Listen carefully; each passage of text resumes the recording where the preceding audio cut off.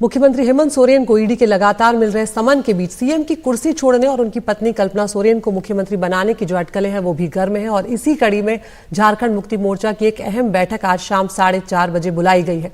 रांची ने मुख्यमंत्री सोरेन के घर होने वाली इस बैठक में जेएमएम के विधायकों को मौजूद रहने को कहा गया है। इस बीच गिरिडीह के गांडेय से जेएमएम के विधायक सरफराज अहमद के इस्तीफे और झारखंड के एडवोकेट जनरल के सीएम आवास पहुंचने के बाद से अटकलें और तेज हो गई हैं। माना जा रहा है अगर सीएम हेमंत सोरेन इस्तीफा देते हैं तो अपनी पत्नी कल्पना सोरेन को गांडेय से विधानसभा का उपचुनाव लड़वाकर विधानसभा भेजने की तैयारी में वो नजर इस वक्त आ रहे हैं। हमारे नेशनल एडिटर मनीष कुमार हमारे साथ जुड़ रहे हैं।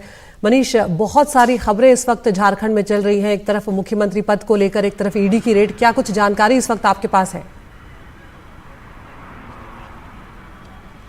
देखिए, झारखंड में जो मुख्यमंत्री हेमंत सोरेन है और जो जांच एजेंसी ईडी है उसके बीच में स और मात का खेल चल रहा है, या आप कह लें कि चूहे और बिल्ली का खेल चल रहा है। दोनों एक दूसरे को के ऊपर में आरोप प्रत्यारोप लगा रहे हैं। और कल हेमंत सोरेन ने, जिनको अब तक ईडी ने 7 बार सम्मन भेजा है, 7 बार सम्मन पर वो मौजूद नहीं हुए, उन्होंने कोई ना कोई टेक्निकल ग्राउंड उठाया।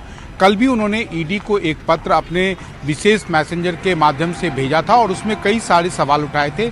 एक तो उन्होंने ये कहा था कि आपका जो पूरा जांच है वो राजनीति से प्रेरित इसलिए है क्योंकि जब भी जांच के लिए आप मुझे या पूछताछ के लिए नोटिस देते हैं तो मेरे पास पहुंचने से पहले वो मीडिया के पास पहुंच जाता है। दूसरी बात उन्होंने कही कि आप मुझे स्पेसिफाई करें कि आखिर किस घोटाले में आखिर आप हमसे क्या पूछताछ करना चाहते हैं, क्योंकि अब तक आपको हमने सारी जानकारियां उपलब्ध कराई हैं। तीसरी बात है कि कल के इस पत्र के बाद से ही ये माना जा रहा था कि ईडी देर या सवेर एक बड़ी कार्रवाई करेगी। और आज जो छापेमारी चल रही है जिसमें हेमंत सोरेन के जो मीडिया सलाहकार हैं अभिषेक कुमार उर्फ पिंटू, इसके अलावा हजारीबाग के एक डीएसपी हैं, एक आईएएस अधिकारी भी हैं और कुछ व्यवसायियों के यहाँ छापेमारी चल रही है। और ये सारे लोग मुख्यमंत्री हेमंत सोरेन के करीबी माने जा रहे हैं। तो इस छापेमारी के बाद माना जा रहा है कि अब अगली कड़ी या अगला कदम जो होगा वो हेमंत सोरेन के खिलाफ ही कोई बड़ा कदम होगा।